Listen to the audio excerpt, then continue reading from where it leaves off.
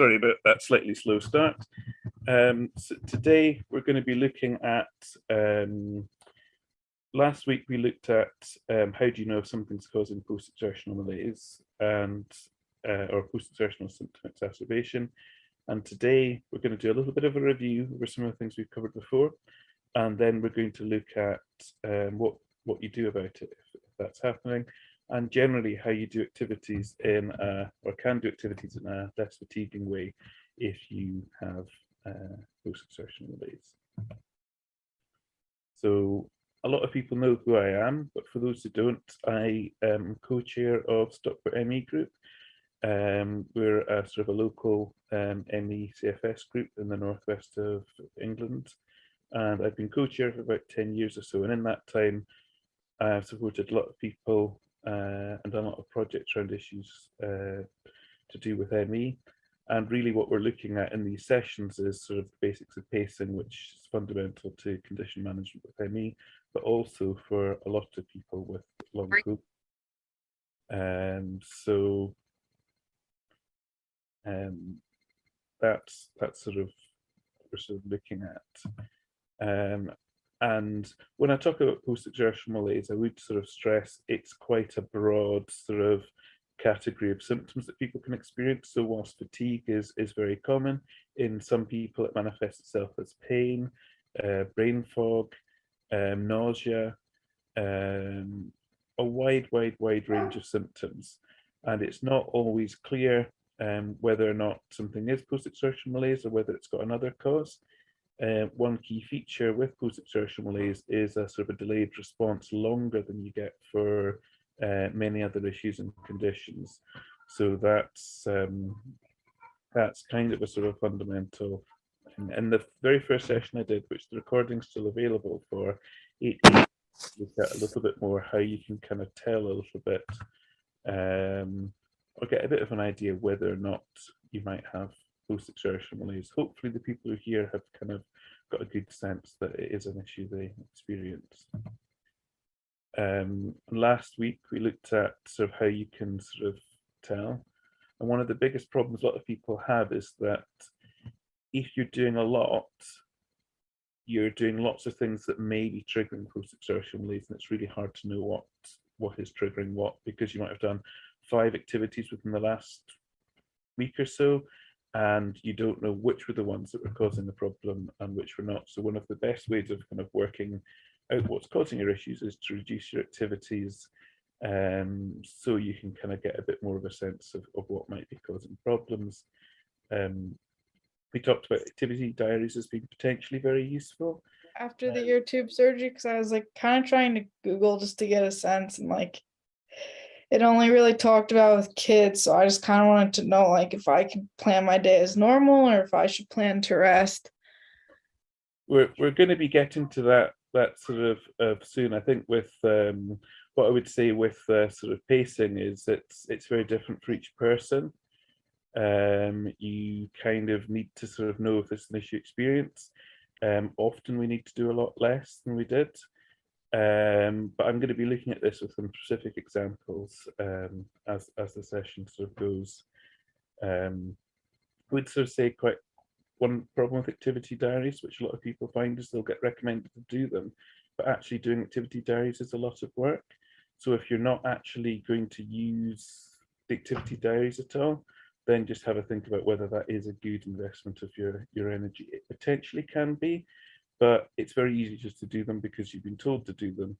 And currently I don't do activity diaries. I have done in the past, but you want to make sure if you're doing them, there's a good reason.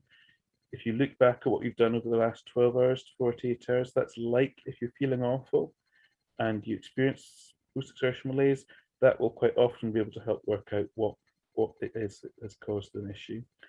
If it's not just generally doing too much, as is sometimes the case. And over time, you'll get a bit of a sense of what you can and can't do. If something triggered an issue yesterday or a week ago, or 2 weeks ago, it's more likely to trigger an issue moving forward. Heart rate monitoring, heart rate visibility, heart rate variability, sorry. That's what happens when the dog tries to settled back down, they can be very useful tools as well. So they can provide useful information, and it's also slightly objective. So it's not just based on your own perceptions of things. And if you've got sort of allies, people who understand you, who know a bit about post-exertional malaise, potentially they can kind of be useful in helping you work out whether something's causing an issue or not. And also, I'd really recommend, if you're able to, getting one-to-one help, because I certainly couldn't have learned how to pace effectively on my own. I only got where I am today by getting a lot of help from a lot of people, some of whom were professionals. And now I covered this sort of slide last week, but I covered it quite quickly, and I want to spend a little bit more sort of time on it. I'm going to go through this in a lot more detail with some examples. But as I was sort of saying, if you're experiencing post-exertional malaise, it's not always a specific thing that causes post-exertional malaise. Sometimes it's the accumulation of things. So if you look at like an energy envelope, you might have so much that you can do in a day, and you might be doing that and doing more. And it's often not so much a particular task or a particular activity you're doing, but how much you're doing in a day. So often the solution, which isn't the solution maybe you want to hear, is just to do less. And sometimes that can involve sacrifices, it can involve working less hours, it can involve giving up on some responsibilities, reallocating responsibilities, putting up with certain things not being done as well. But it's a key sort of lesson that many of us need to learn. Sometimes if you're doing things and they're causing issues, if you can stop doing them sooner, that can make a big difference. But getting help from other people, it doesn't necessarily need to be you who does everything. And aids and adaptations can make a big difference. And if you have an activity that is tiring and does need to be done, if you're able to rest beforehand and afterwards, and sometimes you can actually rest during activity and break it up a bit, that can all make a massive difference. And what I would say for specific tasks and issues, you have a whole community to draw on. So many of people who are here from Long COVID support, it's got 60,000 odd members, many of whom need to pace, many of whom have a wide variety of experience of pacing and of different life experiences and situations and challenges. And they can often help you to sort of get a good sort of idea of what might be a good solution in your circumstance, what works for them. So there'll be many situations which I don't experience, and other people might have the right sort of answers. And it's not necessarily finding the right answer for you. Sometimes consider what's right for you. There's resistance there, there's barriers there for you really taking on board what's the right thing to do, and hearing what other people do doesn't necessarily mean you do the same thing, but can maybe help you look at that situation from a different perspective and where you can find the answer that's right for you. I do sort of want to highlight quite often there's other elements you can change in a task, environmental factors. It might be, so if you look at the moment, I'm delivering this session lying down. If I sit up, my dysautonomia makes my symptoms a lot worse, and the experience becomes a lot more exhausting for me. So a small adjustment I've made is delivering this session lying down. And quite often there's other sort of things you can do to change how you go about a task that don't necessarily change the task, but can make a big difference. There's also a couple of advanced pacing concepts, preemptive rest and switching. They're not complicated, they're just maybe things you do a few weeks into pacing rather than straight away, but I'll cover them with some of the examples that I'm going on to. So I know that's quick, but it's looking at things in like broad strokes. I'm going to look at some, and shortly I'll look at some individual examples which kind of give it a bit more sort of sense of how things work in reality rather than in the abstract. Before I do though, there's a couple of more things I sort of want to sort of cover. So it's to look at what can make what we're doing more tiring, and then if you remove it, sort of what can make it less tiring.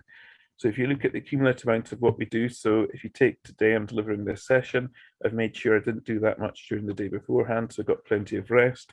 because if I'd tried to do this after doing a full day, it might have been a little bit too much for me. So if you've had a lot of rest, you might be able to do an activity and it not take so much out of you. But equally, if you've been stretching yourself quite thin and doing a little bit too much, then you trying to do an activity might be much more draining than you expect. Broadly speaking, you could look at how long you do something and how intense it is. I do want to stress that when we're looking at activities, I'm meaning that in the broadest sense. So thinking about something, feeling something, eating food and your body digesting it, all these in some ways can be seen as being activities in the sense we're looking at, they all can use up energy. It's not just, a to-do list that you've got in front of you with actual, tasks to complete. It's much broader than that. Now, we all have different things that can make activities more tiring or less tiring. So for me, if I'm standing, that's more tiring. I'm sound sensitive, so if there's lots of noise sources, that makes it a lot more tiring.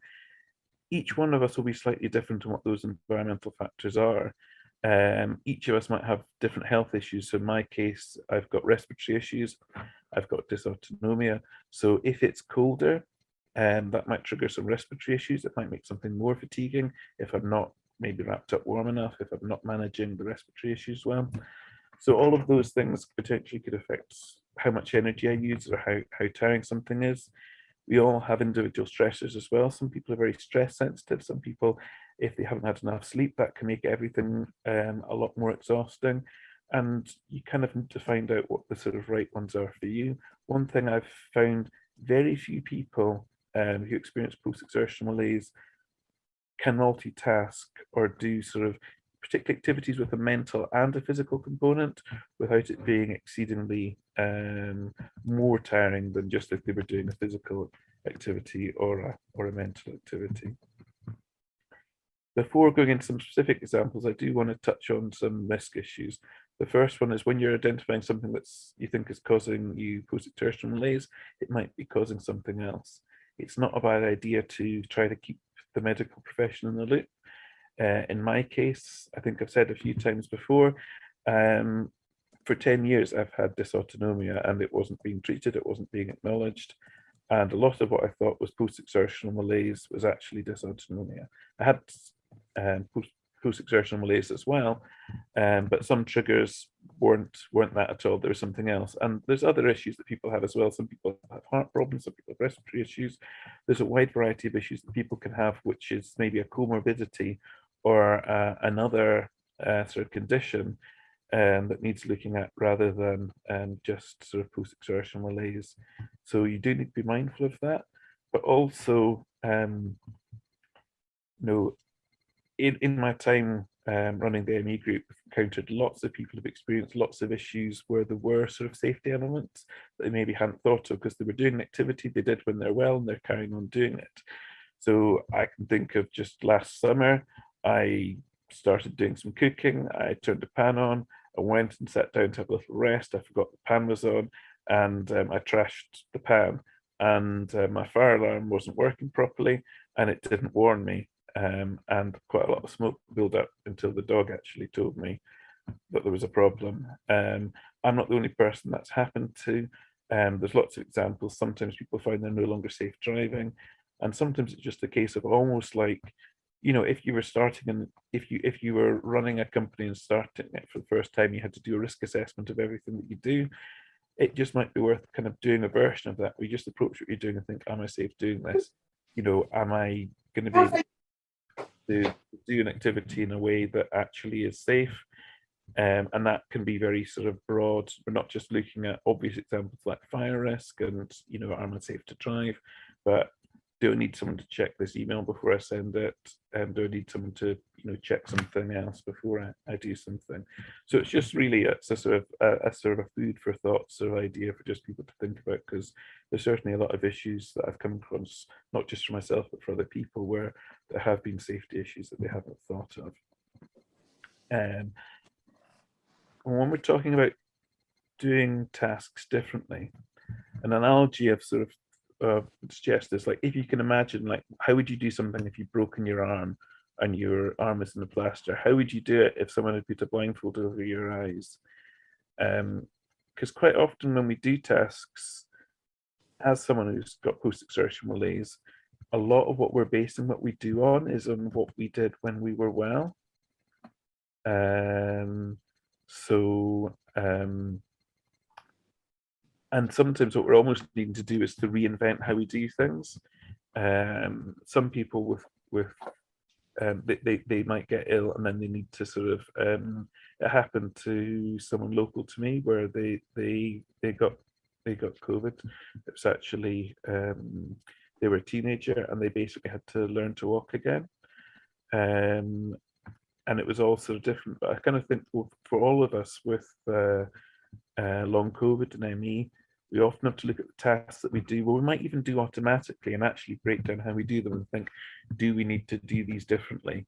Because if you see the sort of example, mouse slips have gone on a page of like a mouse in a maze where the cheese is always in the same place. Someone's like moved the cheese somewhere else. We might need to find different ways of doing those same tasks that we've always done before. Now, there's a few questions in the comments. When I'm running a presentation, I basically see the presentation and the questions in the comments are quite hard to sort of go to. So I'm keeping half an eye on them. But in terms of answering them, I'll kind of get to that after the presentation. So do bear with me. And I will sort of say as well that a lot of people find that they have quite a lot of resistance to this change. And it can be quite hard to accept that you need to do things differently. That might not be for every task. It might be for some tasks. It might be, so for instance, some people make a lot of changes in their personal life, but in their work life, they try to do the job the way they did before they were ill. Maybe also they're worried that if people kind of see them doing things differently, they'll think that they can't do them properly. There's lots of situations where sometimes people might be, I have an 8-year-old daughter. Some people, they might have children. They kind of want to be the way they were with the children before they were ill, but there may need to be sort of adjustments made so that they can actually be the person they need to be today with the health issues that they have. So I want to go into a few specific examples. One of the people here I was speaking to yesterday, I was joking that I was actually going to be we're talking about cutting the grass, and I was actually going to had a slide that was just about cutting the grass. Cutting the grass, it's quite a good example of a physical task. It's a task many people with long COVID couldn't do because it'd be too physical.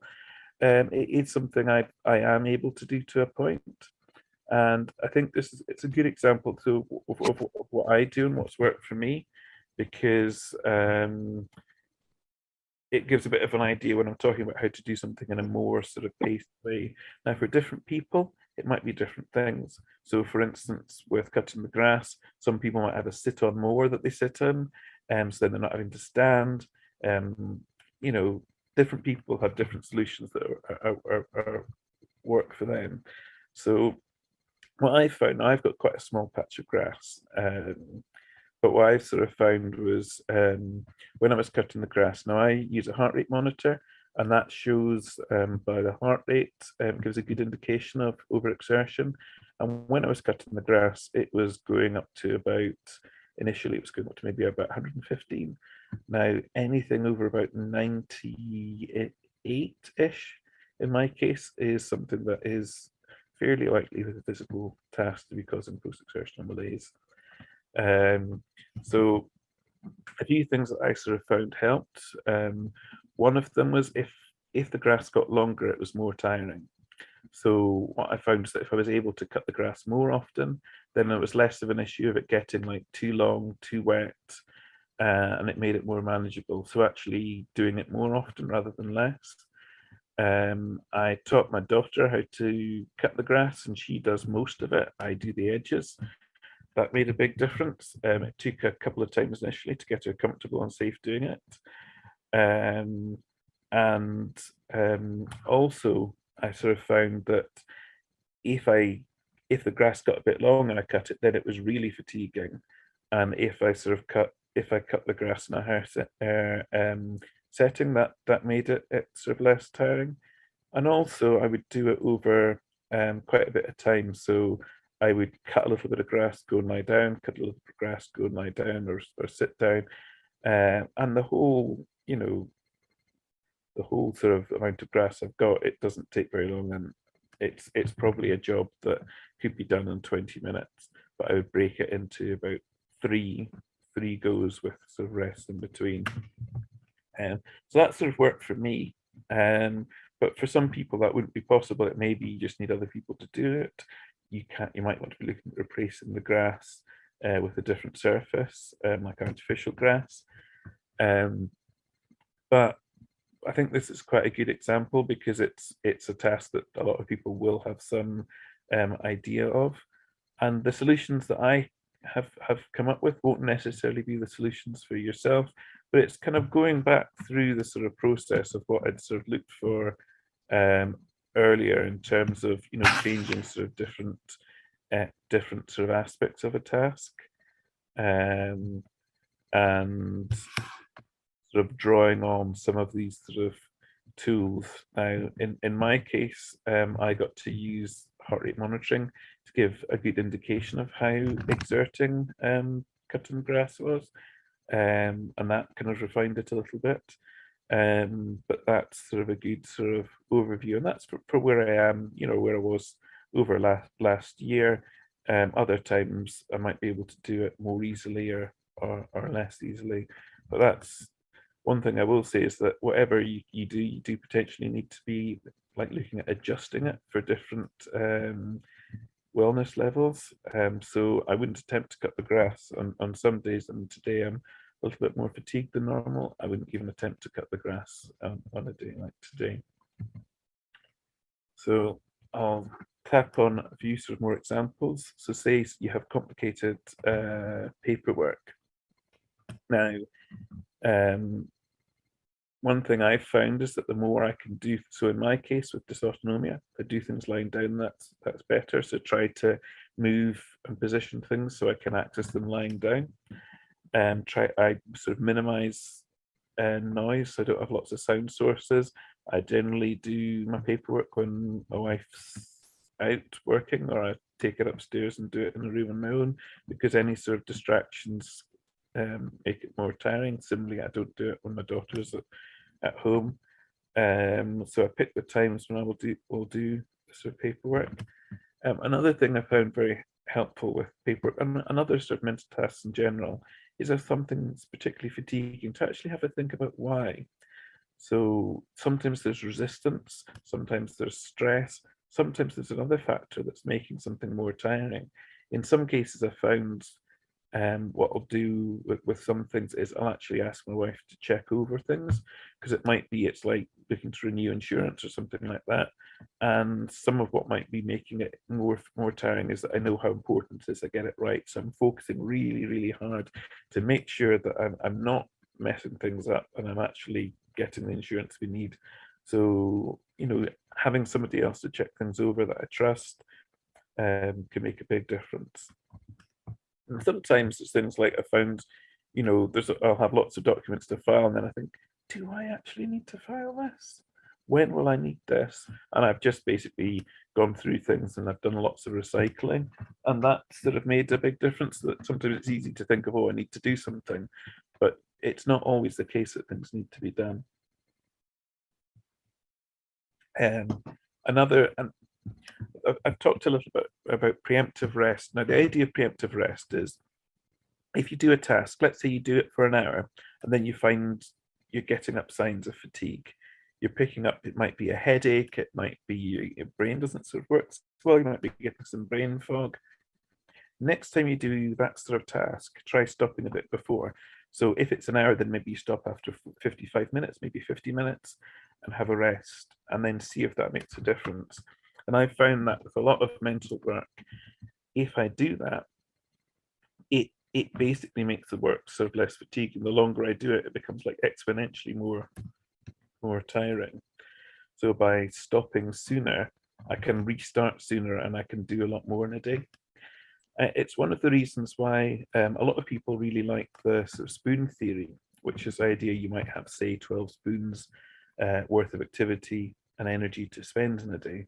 And I've sometimes found that not so helpful, because if I actually break tasks down, do things like preemptive rest, maybe switch from mental tasks to physical tasks, or tasks that I find stressful to tasks I don't find stressful. And then I can actually do more so that the spoons don't really sort of tie in brilliantly for me. Now, meals out, they're an example. It's not something I could do at the moment because you generally can't lie down and have a meal out. Also, I'm quite sound sensitive, and I've got quite a lot of food intolerances. So it's not something I would do myself, but it is something some people would consider. Things that have worked in the past before my dysautonomia got really bad.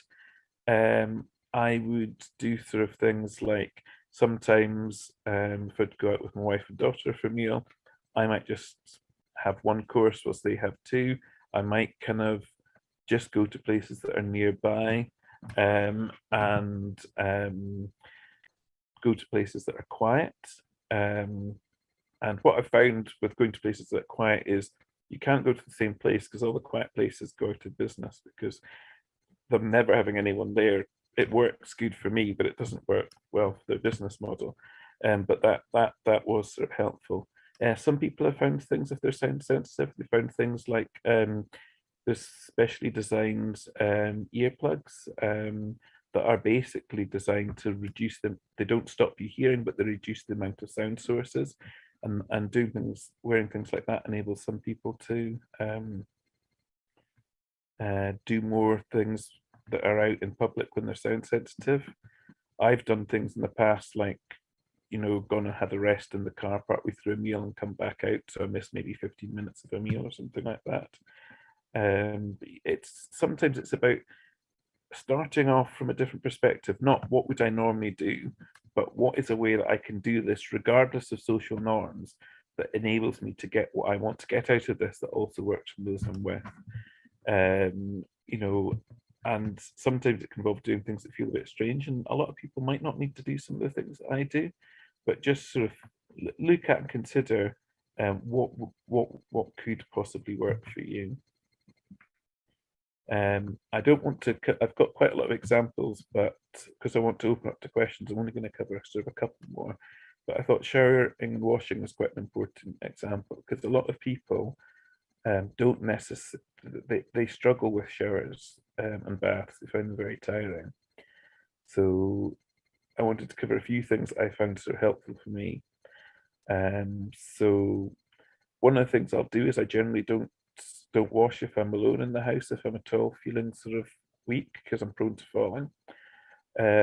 I've got mobility aids, so you can see the larger sort of picture there. That's my bathroom.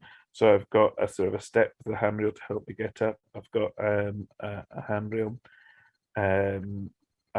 Some people find bath boards really helpful, or shower seats really helpful. I have a shower seat. I don't use it all that often, but I have a shower seat so I can potentially have a shower sitting down. I tend to lie down and have a bath because that's less fatiguing for me. One thing I have found makes a massive difference to how fatiguing washing is the temperature of the water. If it's too kind of different from my body temperature, then it seems to be more fatiguing. That's not always the case with people. Some people find cold showers less tiring. It is a bit of a case of experimenting. This is also something where I found heart rate monitoring helpful because the heart rate monitor would give a reasonable indication of how fatiguing it was. And so I've done a little bit of adapting, experimenting with that. A lot of people don't necessarily consider aids and adaptations in terms of showers. I found it really helpful and makes it a lot safer for me. And it is kind of doing what's right for you, but again, it's a little bit of that idea of saying before, don't necessarily look at how you used to do something. Maybe look at how, in terms of how you are now, what is safe and what takes less energy. So another example, and this is probably the final example I'll cover before opening up to questions, is so working a 9 to 5 office job. Now, I don't work a 9 to 5 office job. I haven't